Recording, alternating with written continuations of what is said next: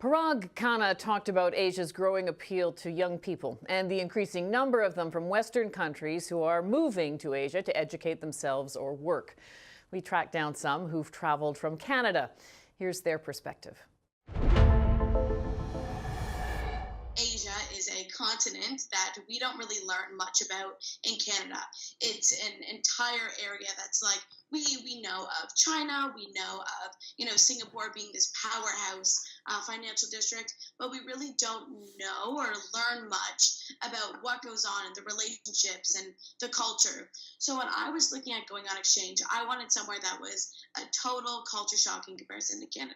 I'm studying at NUS, which is the National University of Singapore, and it's the 11th best university in the world. So academically, I was definitely going to be challenged being here. Like, I wasn't taking a step away from my studies. I was actually excelling it by coming here. Students here study like 8 o'clock in the morning to 2 o'clock at night. The library on the first week of school was busy until 4 o'clock in the morning.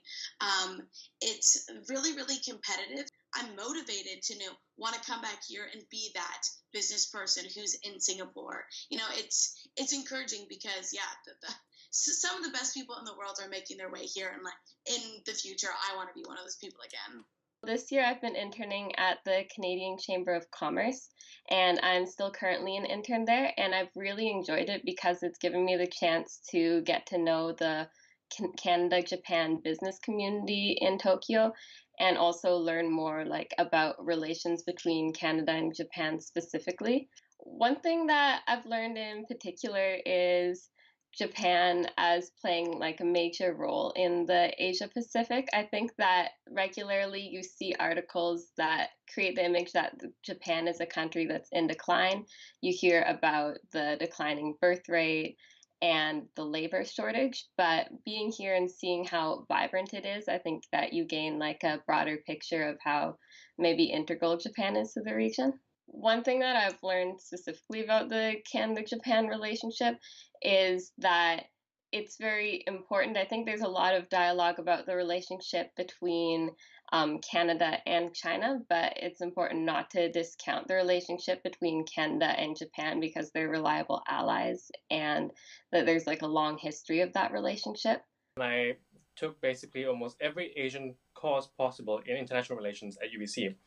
And from there, I got involved with a research fellowship, and I decided to pursue that further. So it was a very formative time for me because in taking all these Asian courses at the same time, there was a lot of debate about the re-emergence of Asian influence on Canada's foreign policy. So I decided to focus my undergrad in Asia and particularly in Southeast Asia. What I do here, I'm working on building a regional network for PPP and infrastructure financing.